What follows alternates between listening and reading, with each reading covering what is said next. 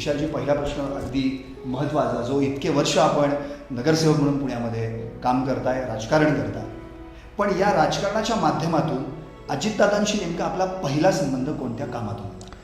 खरं तर आज एक चांगला योगायोगाचा दिवस आहे.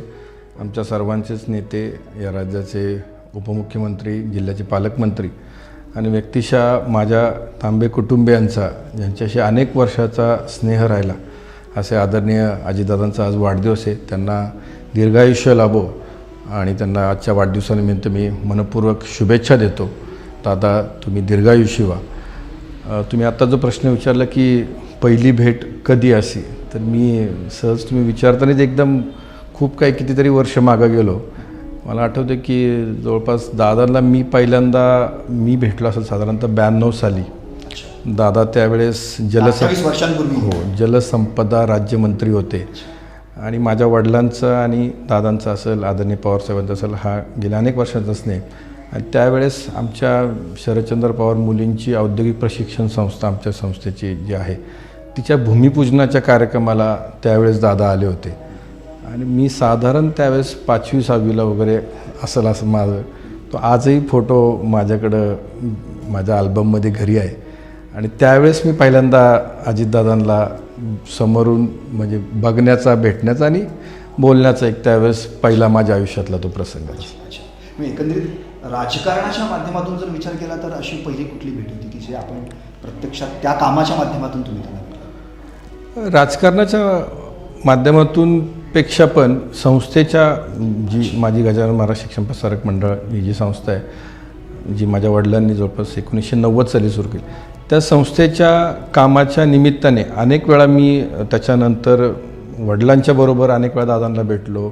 त्याच्यानंतर मी देखील जसा थोडाफार संस्थेचा कारभार बघायला लागलो, त्यानिमित्त दादांच्या भेटीगाठी, काही शासकीय कामं असतील, मंत्रालय स्तरावर असतील, काही संस्थेच्या काही अडीअडचणी असतील, त्याबाबत दादांनी सातत्याने पाठबळ दिलं, मदत तिची एक भावना ठेवली. आणि जिथं जिथं अडचण येईल तिथं ती एक कुटुंबातल्या व्यक्तीचं काम आहे, ह्या पद्धतीने दादांनी आम्हाला कायम पाठबळ दिले. त्यामुळे पवार घराण्याशी आपलं नातं तसं जुनंच आहे. नक्कीच. अगदी वडिलांपासून ते नातं आपण जपत आलेलं आहे.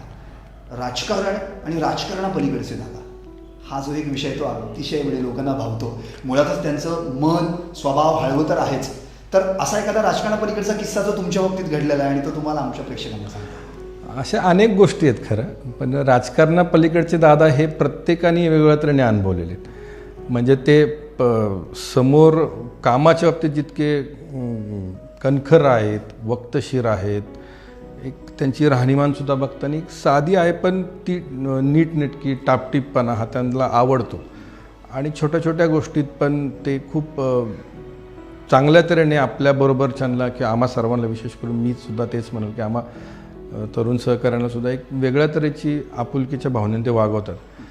अनेक वेळा दादांबरोबर प्रवास करायचा योग आला, अनेक बैठकांच्या निमित्ताने, कामांच्या निमित्ताने योग आला.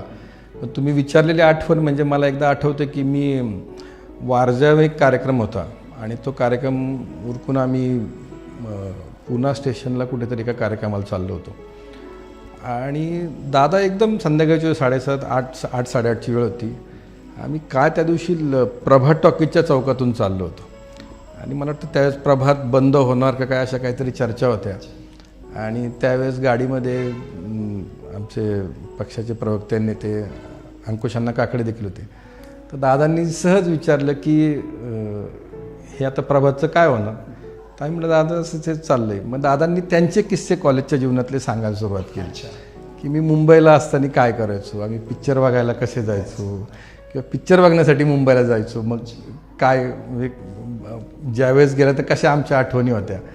असं एक सगळ्या राजकारणाच्या पलीकडचे दादा, एक हळवे दादा, की जे आपण पण व्यक्तिगत जीवनात कसे असतो हे त्यांनी त्यावेळेस आम्हाला सहज त्या संपूर्ण प्रवासात सांगायचा प्रयत्न केला. आणि हे सगळं करत असताना त्यांच्या अजून काही गोष्टी आवडीच्या, म्हणजे एखादी प्रवास चालू असेल, तो एकदा दोनदा मला योग आला की प्रवासात जरी असेल, क्रिकेटची मॅच जर चालू असेल तर 100% गाडीमध्ये कामाच्याही त्या व्यापात क्रिकेटचा स्कोअर काय झाला आहे याच्या बाबतीत ते अलर्टपणे रेडिओ, जिथं कुठं कॉमेंट्री चालू आहे, म्हणजे आता ह्या रिसेंटमध्ये आता मोबाईल आणि त्याच्या मॅचेस, पण जेव्हा कधी हे इतकी टेक्नॉलॉजी 3G 4G नव्हतं त्यावेळेसचं मी सांगतो, त्यावेळेस ती मॅच कॉमेंट्री गाडीतल्या त्याच्यावर ऐकणं हा देखील दादांचा एक वेगळा स्वभाव मी जवळून पाहण्याचा योग आम्हाला. त्यांची आवडीनिवडी सुद्धा तुम्हाला त्यामुळे पाहायला मिळाली. एक स्थायी समितीचे अध्यक्ष म्हणून काम करताना आणि पुणे महानगरपालिकेचं सगळं कामकाज पाहताना किंवा स्वतः नगरसेवक म्हणून काम करताना दादांकडे जेव्हा एखादी समस्या घेऊन तुम्ही जात असता आणि ती सोडवण्यासाठी दादा कसं मार्गदर्शन करतात, त्यांची कार्यपद्धती नेमकी काय आहे? खरं तर दादांच्या आशीर्वादाने मला स्थायी समितीचा अध्यक्ष म्हणून काम करायची संधी मिळाली. मी स्वतःला भाग्यवान समजतो की आदरणीय पवारसाहेब असतील, आदरणीय अजितदादा, आदरणीय खासदार सुप्रियाताई सुळे या सर्वांचेच पाठबळ आशीर्वाद सातत्याने लाभला आणि या पुणे शहराच्या सर्वात कमी वयाचा स्थायी समितीचा अध्यक्ष होण्याचा देखील बहुमान राष्ट्रवादी काँग्रेस पार्टीनं मला दिला. त्या काळातल्या अनेक अनेक आठवणी आज या ठिकाणी तुम्ही ज्या विचारल्या, एकतर संधी दिल्यानंतर त्या कार्यकर्त्याला प्रचंड काम करण्यासाठी फ्रीडम, त्याला वाव, त्याला जिथं अडचण येईल तिथं योग्य मार्गदर्शन आणि आपण ज्या पदावर आहोत, ज्या आपल्याला संधी मिळाली ते काम, त्या पदाचा लोकाभिमुख होऊन कसं काम करावं किंवा सतत आपण लोकांच्या शहराच्या प्रश्नांकडे ते सोडवण्यासाठी प्रयत्न केले पाहिजे, हे दादांचं सततचं मार्गदर्शन. म्हणजे किमान साधं प्रवासात जरी असेल तरी थोडा कुठे काही कचरा पडला असेल, राडारोडा पडला तरी ते तितक्या व्यापक सांगणं हे योग्य नाही. हे असं शहर आपलं असं दिसलं नाही, आपलं शहर हे कायम स्वच्छ राहायला पाहिजे. छोट्या छोट्या गोष्टीमध्ये त्यांची निरीक्षण शक्ती इतकी जबरदस्त आहे की आम्हाला देखील आज पण त्यांच्याकडे बघताना आपण म्हणजे ते येणार असतील किंवा त्यांना भेटणार असेल तर ते काय विचारतील, कुठल्या प्रश्नाचं आपण किती अलर्ट राहून त्यांच्या समोर गेलं पाहिजे याचा आजही मला वाटतं अभ्यास आमच्या सगळ्यांनाच करावा लागतो. इतक्या छोट्या छोट्या गोष्टींचं निरीक्षण, आकलन, प्रश्नांची जाण, त्याच्यासाठी काय केलं पाहिजे याचं सोल्युशन आणि वेळप्रसंगी सगळ्यात महत्त्वाची भूमिका म्हणजे हे काम लोकाभिमुख झालं पाहिजे, ही त्यांची पहिल्यापासूनची आग्रही भूमिका आणि कदाचित त्यांना बघूनच आम्ही ते शिकतो. त्यामुळे आम्हाला पण सार्वजनिक जीवनात काम करत असताना सातत्याने लोकांच्या प्रश्नांना प्राधान्य आपण दिलं पाहिजे, ते सोडवणं हीच खऱ्या अर्थाने लोकप्रतिनिधी म्हणून आमची सगळ्यांची जास्त जबाबदारी आहे. एक 5वी-6वीत असताना तुम्ही पाहिलेले अजितदादा आणि आता प्रत्यक्ष आपलाच राजकीय प्रवास जो सुरू आहे त्यात अनुभवलेले दादा, त्यामुळे एक राजकीय मार्गदर्शन, व्यक्तिगत राजकीय मार्गदर्शन म्हणून तुम्हाला दादांकडून काय लागलं? नाही, मी 5वी-6वीत पाहिलेले दादा ते त्यावेळेस हे माझ्यासाठी रोल मॉडेल ते तसेच होते आणि जसं जसं मी त्यांच्या जास्त राजकीय कार्यकर्ता म्हणून लोकप्रतिनिधी जसा संपर्कात तसं माझ्यासाठी ते अधिक व्यापकपणे त्यांच्याकडे बघून आपण शिकलं पाहिजे सातत्याने आणि सार्वजनिक जीवनात काम करत असताना कुठल्या गोष्टी आपण करणं हे गरजेचं आहे, त्याचा प्राधान्यक्रम कसा ठरवावा आणि त्याच्यासाठी किती एफर्ट्स करावेत, कशा पद्धतीने याचं एक प्रमाण म्हणजे आजच्या राजकीय जीवनात पाहिलं तर अजितदादांकडे बघूनच ते बघायला भेटतं. एक दिग्गज राजकीय नेता म्हणून जेव्हा आपल्या राजकीय प्रवासामध्ये दादांचं योगदान म्हणून आपण स्वतः समजा त्यांचा विचार केला तर स्थायी समितीचे अध्यक्ष असताना त्यांचं लाभलेलं मार्गदर्शन आणि त्यांची कार्यपद्धती असा अनुभव तुमचा जो काय आहे तो अनुभव आमच्याबरोबर आमच्या प्रेक्षकांना सुद्धा सांगा. खरं तर त्यावेळेस स्थायी समितीच्या अध्यक्षपदाच्या काळात सातत्याने शहराच्या प्रश्नांसंदर्भात दादांशी भेटणं व्हायचं, त्यांच्याकडून अनेक गोष्टींची विचारणा व्हायची की हे प्रश्न आहेत तुम्ही कशा पद्धतीने सोडवता. एक दोन गोष्टींची आठवण मी खास करून माझ्या थ्रूआउट द लाईफमध्ये राहणार आहे आणि ती मला त्याच्यातून खूप काही शिकणं आहे. त्याचे काही कागद पण आज पण माझ्याकडं माझ्या फाईलला ते संग्रह आहे. मला आठवतं की त्यावेळेस पुणे शहरासाठी 2-3 महत्त्वाचे पाणी पुरवठ्याचे प्रकल्प करण्यासंदर्भात त्यावेळेस आम्ही महानगरपालिकेमध्ये निर्णय घेतला आणि तत्कालीन UPS सरकारने त्याच्यासाठी मोठ्या प्रमाणात निधी द्यायचं आदरणीय पवारसाहेबांनी त्याच्यामुळे थोडा कमलनाथजींशी बोलल्यामुळे ते प्रकल्प मार्गी लागत होते आणि दादांचा 2007पासूनचा किंवा खूप आधीपासून एका प्रकल्पावर दादा आग्रही राहिलेले आहेत. त्याच्यामध्ये एक असेल की जो भामासखेडचा प्रकल्प आहे ज्याच्यामधून वडगाव शहरीसाठी विशेष करून पाणी आणायचं आहे 2.2 TMC. त्याचबरोबर वडगाव जलशुद्धीकरण केंद्राची कॅपॅसिटी ही दुपटीनं वाढवण्यासाठी सुद्धा प्रयत्न त्यांचा होता. आणि मला आठवतं की हिंजवडीला पक्षाचं आमचं एक अधिवेशन होतं. त्याच्या आदल्या दिवशी मी दादांना एक पत्र दिलं की भामासखेडच्या प्रकल्पाच्या संदर्भात ह्या सगळ्या पुढची प्रक्रिया पूर्ण काम सुरू करण्यासाठी जवळपास 11 NOCs आपल्याला विविध स्तरातून फॉरेस्ट डिपार्टमेंट असेल, पिंपरी चिंचवड महानगरपालिका असेल, यांच्या लागणार आहेत. याच्यासाठी एक बैठक आपण आपल्या स्तरावर घ्यावी अशी मी दादांना विनंती केली होती आणि ते पत्र त्यांनी घेतलं. मला वाटलं कदाचित बैठक ती पुढे जाईल. तर दुसऱ्या दिवशी सकाळी त्यांच्या PAंनी फोन केला की आज दुपारी हिंजवडीचं आपलं अधिवेशन संपल्यानंतर दुपारी 2 वाजता आपल्याला दादांनी बैठक लावली आणि संबंधित अधिकाऱ्यांना आपण त्यासाठी बोलवलेलं आहे. 11 NOCs सांगायचा उद्देश असा की 11 NOCs महानगरपालिकेला त्यावेळेस आवश्यक होता ही सगळ्या कामं सुरू करण्यासाठी आणि त्याच्यासाठी प्रशासकीय स्तरावर असं कदाचित बोललं गेलं होतं की याला किमान 2-3 महिने आपल्याला लागू शकतात ही सगळी प्रक्रिया पूर्ण. एका बैठकीमध्ये दादांनी 24 तासामध्ये 7 NOCs पुणे महानगरपालिका 11पैकी 7 आणि पुढच्या 4 सुद्धा त्यांनी विदिन ऑलमोस्ट एका महिन्याच्यात सगळ्या NOCs महापालिकेला मिळाल्या. त्यामुळे जवळपास आज भीतीस तो प्रकल्प आता जवळपास 90% पूर्णत्वाच्या मार्गावर आहे. त्याच्या बऱ्याच ट्रायल टेस्टिंग झाल्या.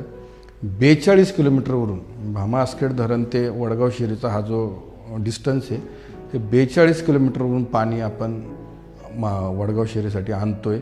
आत्ताचे आमदार माझे मित्र सुनीलजी टिंगरे ते सुद्धा त्याच्यासाठी प्रयत्नशील आहेत की हा प्रकल्प लवकरात लवकर सुरू व्हावा आणि 2.25 TMC पाणी वडगाव शिरीला पुढच्या काही महिन्यांमध्ये येईल. याचं खऱ्या अर्थाने श्रेय हे फक्त दादांचं आहे आणि त्यांची त्याच्यामागची इच्छाशक्ती होती की हा प्रकल्प आपल्याला पूर्ण करायचा आहे. असंच एक आठवण म्हणून ह्याच प्रकल्पाच्या अनुषंगाने वडगावच्या प्रकल्पाच्या बाबतीत भूसंपादनाची अडचण होती आणि सिंहगड टेक्निकल एज्युकेशन सोसायटीचे चेअरमन नवले सरांचं ती जागा होती. त्याच्यावर काही तांत्रिक अडचणी होत्या, भूसंपादनाचे काही विषय होते. सातत्याने आम्ही प्रयत्न करत होतो की ही जागा मिळावी. त्यांच्या काही मागण्या होत्या. एकदा दादांनी होऊन विचारलं की ह्याचं तुम्ही थांबलेत काय प्रकल्पाच्या बाबतीत. दादा म्हणायचं अशी सरांची अडचणी थोडं ते म्हटले आपण 2-3 दिवसांनी मी बोलतो तुझ्याशी आणि ताबडतोब 3 दिवसांनी निरोप आला की उद्या मुंबईत या आणि आयुक्त असतील, महापौर, त्यावेळेस माझ्याबरोबर वैशालीताई बनकर महापौर आम्ही सर्वच मुंबईला गेलो. तिथे एका बैठकीत ते झालं आणि पुढच्या मला वाटतं किमान 10 ते 15 दिवसात त्याही जागेचा प्रश्न सुटला. त्याही प्रकल्पाचं काम ते सुरू झालं. त्यावेळेस आदरणीय पवारसाहेबांच्या हस्ते त्या प्रकल्पाचं भूमिपूजन झालं होतं आणि खासदार सुप्रियाताई सुळे यांनी देखील केंद्र सरकारकडून तो निधी मिळण्यासाठी विशेष प्रयत्न केले. ज्या प्रकल्पाच्या पूर्णत्वामुळं धनकवडी असेल, भारती विद्यापीठ, कात्रज, सिंहगड रोड, इवन येवलेवाडी इथपर्यंतचा बराचसा भाग याचा आता पाण्याचा प्रश्न मोठ्या प्रमाणात सुटण्यामध्ये यश मिळालं.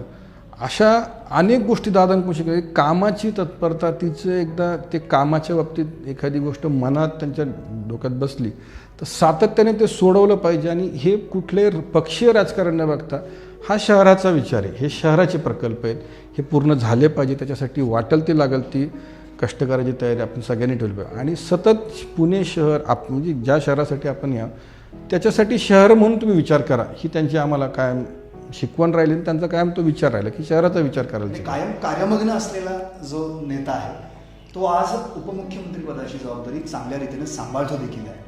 पण आता याच नेत्याकडून भविष्यात तुमच्या काय अपेक्षा आहे?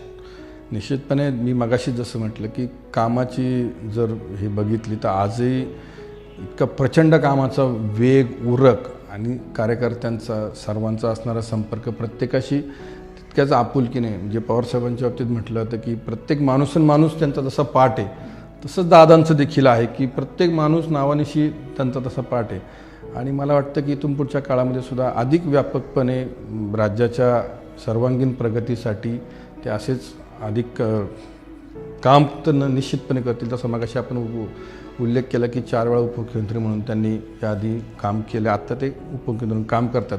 मला निश्चितपणे खात्री की भविष्यामध्ये मुख्यमंत्री म्हणून सुद्धा आम्हाला सर्वांनाच त्यांना बघायला आवडेल आणि एकंदरच महाराष्ट्रातल्या तमाम जनतेलासुद्धा अजितदादांकडे जी काय बघायची त्यांचा जो उरक आहे, त्यांची जी एक कामाची पद्धत आहे, त्याच्यामुळे निश्चित महाराष्ट्राला भविष्यामध्ये सुद्धा त्यांच्यासारखा मुख्यमंत्री लाभावा अशीच आमची देखील सर्वांची अपेक्षा आहे. तुमची car, electric panel, data server आगीपासून सुरक्षित आहे का? नाही? मग आजच बसवा F protect temperature activated fire suppression device. यामध्ये आहे eco friendly non toxic pressurised liquid ची आग लागल्यास क्षणार्धात ऍक्टिव्हेट होऊन आगीवरती मिळवते नियंत्रण. बसवण्यास अतिशय सोपे आणि सुटसुटीत टेकालिपचे एक दर्जेदार उत्पादन एफ प्रोटेक्ट.